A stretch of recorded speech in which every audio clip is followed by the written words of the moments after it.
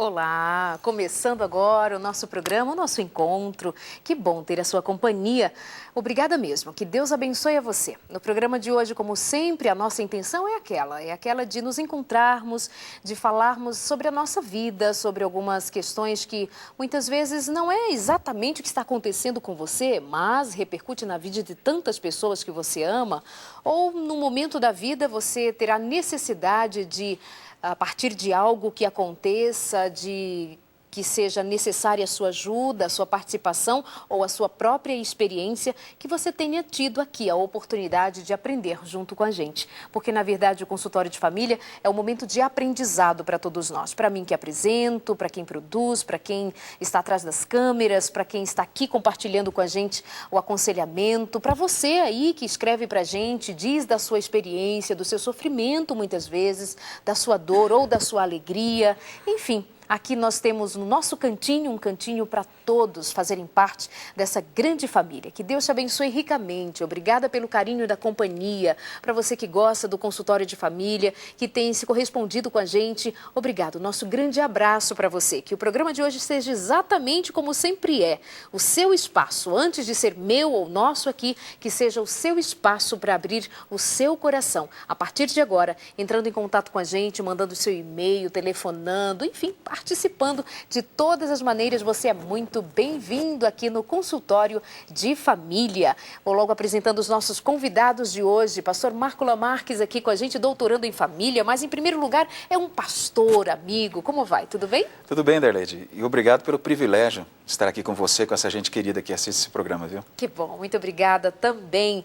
Aqui comigo, pela primeira vez, nós temos a mãe da Charline. Eu sempre falo com a Charline participa aqui comigo no programa, interagindo com a gente pelo Twitter. E hoje a professora que está com a gente aqui fazendo parte dessa bancada pela primeira vez, estava ali em oração, mas vai dar tudo certo, viu, professora? Seja bem-vinda. Muito obrigada, estou muito feliz pelo grande privilégio de estar aqui. É um programa que eu gosto de assistir muito e hoje poder participar é um privilégio muito grande. Você assiste sempre? Sempre, sempre. Seja bem-vinda. Nilda, né? Nilda. Nilda Rodrigues. Isso. E a psicóloga Patrícia Ramos, que já esteve aqui de outras vezes, hoje volta com a gente. Bem-vinda, simpática, como sempre. Muito obrigada. É um privilégio estar aqui. Muito obrigada pelo convite, Darley. Patrícia, lá em São Paulo, você trabalha... fala um pouquinho a respeito do seu trabalho no dia a dia. Eu trabalho no programa Saúde da Família, que é administrado pelo UNASP, pelo Campus São Paulo. A Universidade Adventista de São Paulo. Exatamente. Nós administramos a saúde da atenção básica, da atenção primária à saúde na região do Capão Redondo. Ou seja, o trabalho de vocês extrapola o ambiente da universidade. Exatamente. E atende a comunidade. A comunidade. Nós temos 75 médicos, 75 enfermeiros, ao todo são 1.100 funcionários. Auxiliares de enfermagem, psicólogos, assistentes sociais, uma equipe toda em função do atendimento a essa população. Uau, parabéns pelo trabalho. E ainda você tem um tempinho de vir aqui nos dar assistência. Com certeza.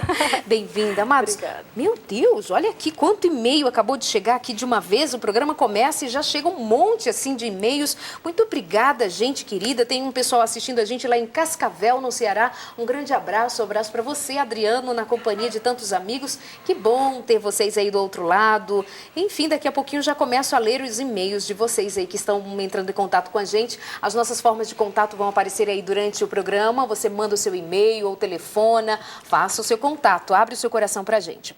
Hoje nós vamos abrir o coração de fato. Nós vamos falar de alguma coisa que incomoda a todos nós. A ideia, por exemplo, da morte, da perda de alguém querido, como se vivencia um luto. Tantas vezes e tantas vezes nós temos visto nos noticiários, no dia a dia, do nosso lado, na nossa família, entre nós, pessoas queridas que morrem e fica aquela dor, a saudade, a angústia de ter perdido alguém que se ama tanto. E muitas vezes nem é alguém que nós conhecemos no dia a dia, mas a morte nos traz a angústia de ter perdido uma vida. Como é que a gente supera a dor da morte?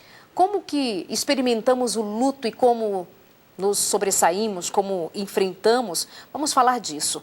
E eu quero começar o programa pedindo que você participe com a gente, quem sabe contando das suas histórias.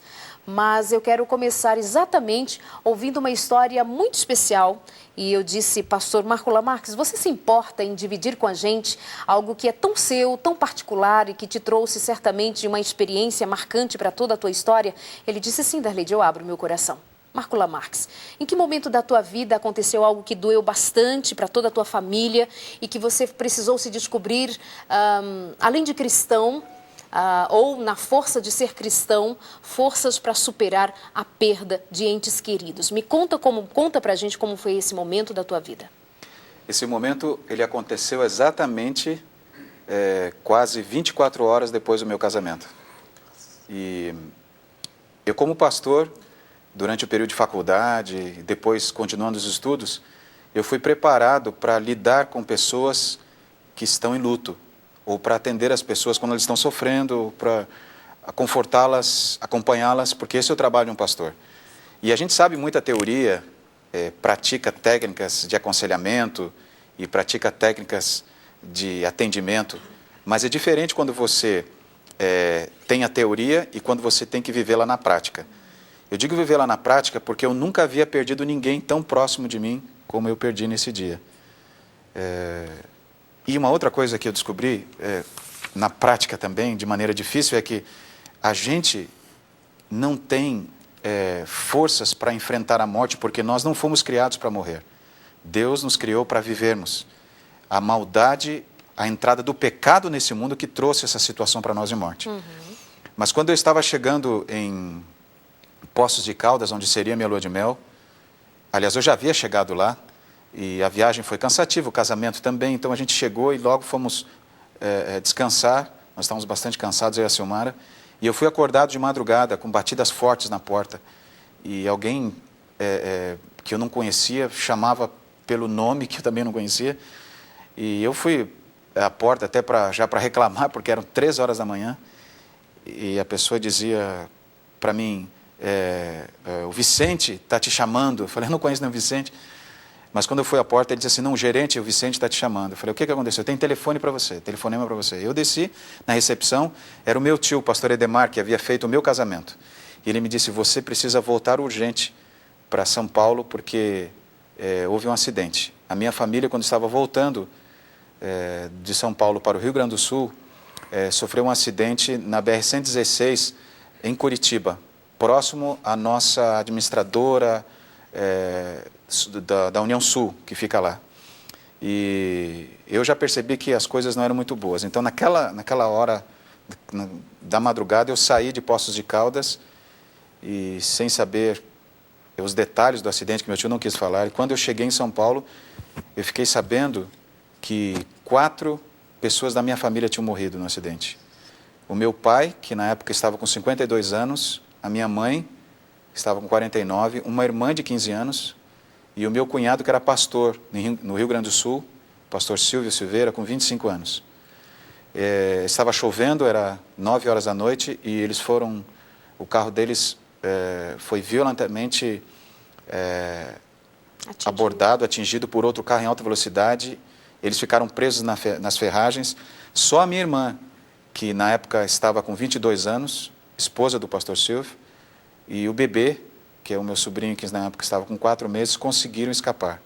A minha mãe estava com o bebê no colo, ela passou para minha irmã, porque na hora depois da batida, elas ficaram presas nas ferragens, né? E o cinto de segurança, na escuridão, estava escuro, à noite, chovendo muito, e com toda aquela angústia da batida, do barulho, do acidente, elas não conseguiam sair de dentro do carro. E a minha mãe percebeu isso, então deu o bebê para minha irmã, mãe do bebê, e disse, olha, vocês correm, porque a gente não vai conseguir. E a minha irmã saiu, mas ela saiu para voltar, para ajudar a mãe, porque ela estava com o bebê no colo, entregou para alguém. Quando ela quis voltar, as pessoas que estavam próximas não deixaram, e naquela luta dela tentar se livrar, ela olhou e o carro explodiu. Então, eles morreram todos carbonizados. Meu Deus. Então, agora, aí a gente pensa assim, onde é que está Deus nesse momento, né? E eu, como pastor, nunca havia imaginado que seria exposto a uma situação tão grave como essa. E algumas horas depois do meu casamento, eu tive que fazer o funeral da minha família. A minha irmã de morreu 15 seu anos, pai, meu pai, sua minha mãe, uma irmã de 15 e anos seu cunhado. e o meu cunhado. Então, não tem religião, não tem curso de teologia, não tem livro nesse mundo que possa confortar você. Só Deus pode confortar. Ok, vamos então desenrolando e tirando de você o seu aprendizado e compartilhando com a gente aqui experiências. Eu também já perdi pessoas queridas, já perdi uma filha e eu sei o quanto é doloroso e difícil superar. Por isso nós vamos trazer esse tema, estamos trazendo esse tema hoje, porque eu sei que aí do outro lado tem muita gente que acabou de perder alguém que ama muito, um marido, um filho, alguém da sua família que fazia parte do teu dia a dia e agora você não tem mais e resta um vazio. E nós precisamos estar prontos, porque o hoje, o amanhã, tudo o mais é desconhecido quando o tema é morte. Bom, é um tema denso, tenso, mas vamos falar disso, porque nós cremos num Deus que nos dá muita esperança. Eu quero chamar agora a participação da minha amiga, para a gente já continuar aqui o assunto. Quero chamar a participação da Vanessa Lima, direto de Maceió. Ela vai estar fazendo com a gente uma interação via web e aqui trazendo para a gente o que diz os nossos amigos no Twitter. Olá, Vanessa, bem-vinda. Oi, Darley.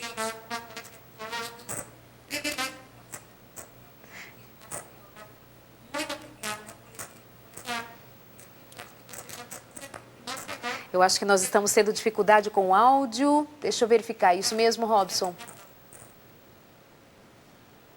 Vanessinha, eu já te chamo novamente, tá, minha amiga? Daqui a pouquinho a gente conversa. Pessoal, só vê para mim se o áudio estava ok ou se foi um engano meu, mas eu não conseguia ouvir a Vanessa. Daqui a pouquinho a gente volta com você, Vanessinha. Mas quem quiser participar com a gente pelo Twitter, deixa eu ver aí o nosso endereço. O nosso endereço do Twitter, qual é mesmo? Isso, Consultório NT. Deixa lá o seu comentário. Se você tem experiências, tem perguntas a respeito, participa com a gente. Daqui a pouquinho eu chamo você, Vanessa, aí de Maceió. O que vocês ouviram desse relato denso, uma história difícil? E vocês já passaram por algo semelhante? Eu não. Não. Graças a Não Deus, é uma história ainda comum. não é uma história comum, mas muito difícil, né? Pelo que a gente vê, é muito difícil. Se não tivermos Deus e a esperança da ressurreição, é impossível conseguir sobreviver um quadro como este. Com certeza. Eu já experimentei luto de pessoas próximas, né? Eu estudei, fiz faculdade na Universidade Adventista del Plata, na Argentina. No meu primeiro ano de faculdade, eu tive um namorado que era uma pessoa próxima e ele faleceu.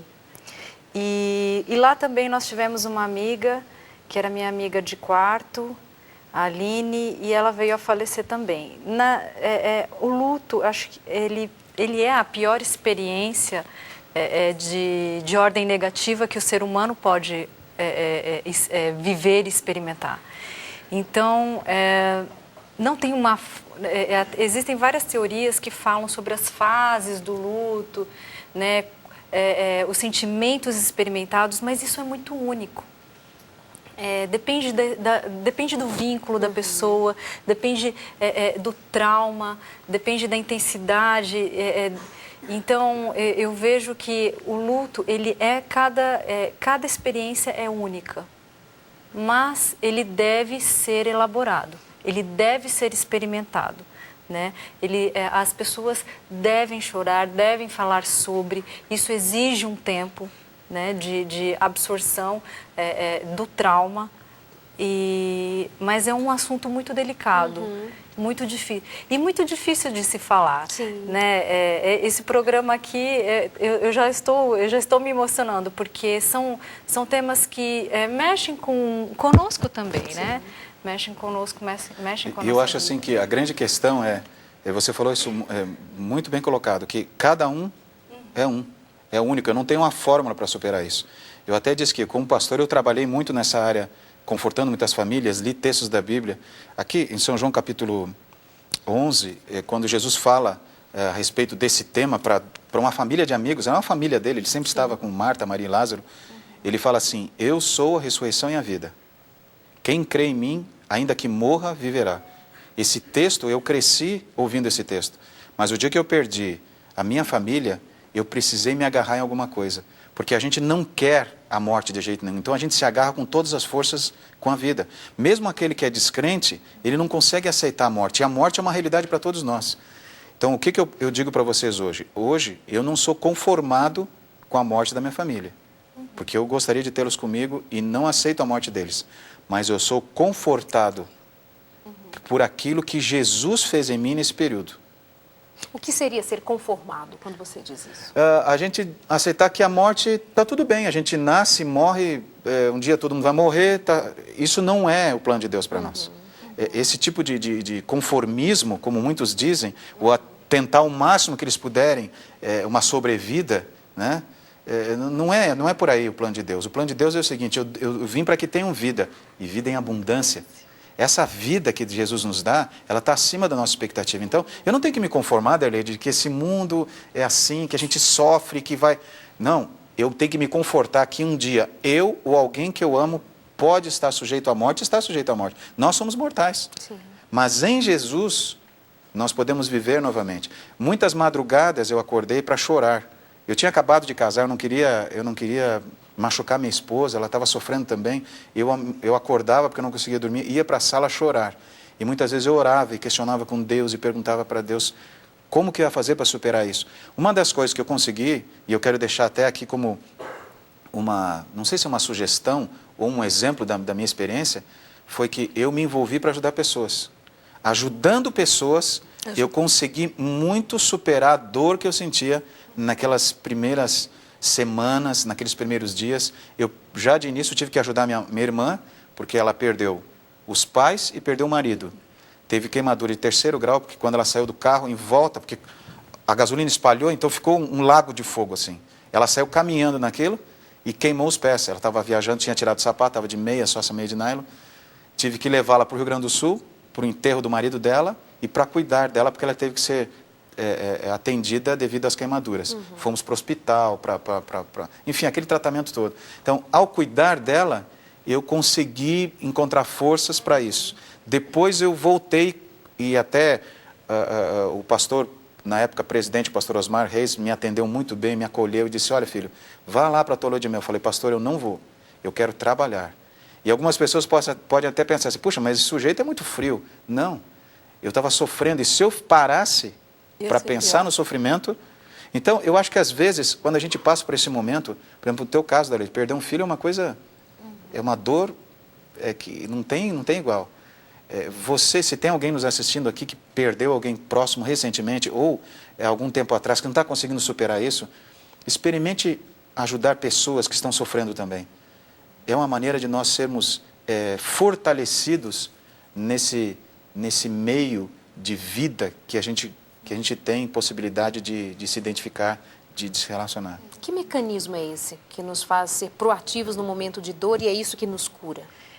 Quando existe uma morte, uma perda, né? Porque o luto ele vem pela perda, né? Perda significativa. Existe é como se tirassem o sentido, é como se existisse um vazio e de repente a sua vida não tivesse sentido.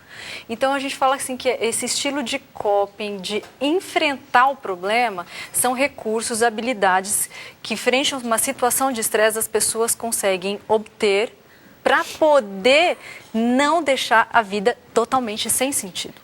Então, é muito natural, de repente, algumas pessoas estão assistindo a gente, elas estão passando por um luto e elas entendem e experimentam a falta de sentido para a vida. Não tem sentido eu viver, não tem sentido eu continuar. Esse sentimento ele é muito autêntico do momento de luto. Então, nesse caso, essa vivência emocional tão negativa, ela vem, geralmente as pessoas têm esse estilo de coping para enfrentar o problema. Não são todas as pessoas que têm essa habilidade. Por isso que a gente tem que desenvolver. É uma sugestão perfeita. Num problema, se hoje agora aqui, Darley, cair um raio, todos nós vamos ter traumas diferentes. A questão é, em frente ao trauma, quais os recursos pessoais que eu vou dispor? Então, eu preciso escutar, eu preciso de conselhos para poder enfrentar esse estresse da melhor forma. A gente já continua falando sobre isso e aprendendo mais sobre isso. É algo delicado, mas necessário que todos nós compreendamos que caminhos existem quando algo assim nos acontece. E você que está vivendo algo próximo disso, uma dor próxima disso, como você tem vivido, como você tem experimentado? Vamos continuar aqui. O programa um pouco... é necessário, mas é um pouco denso falar de morte, falar de luto, mas não podemos fugir. Isso, infelizmente, faz parte da vida, mas graças a Deus não é para a vida toda. Creia nisso. Eu quero só chamar a Vanessa para saber se está tudo ok com ela agora. Vanessa, não está comigo? Tá bom, daqui a pouquinho a gente volta. Vamos para o nosso intervalo e é rapidinho, até já.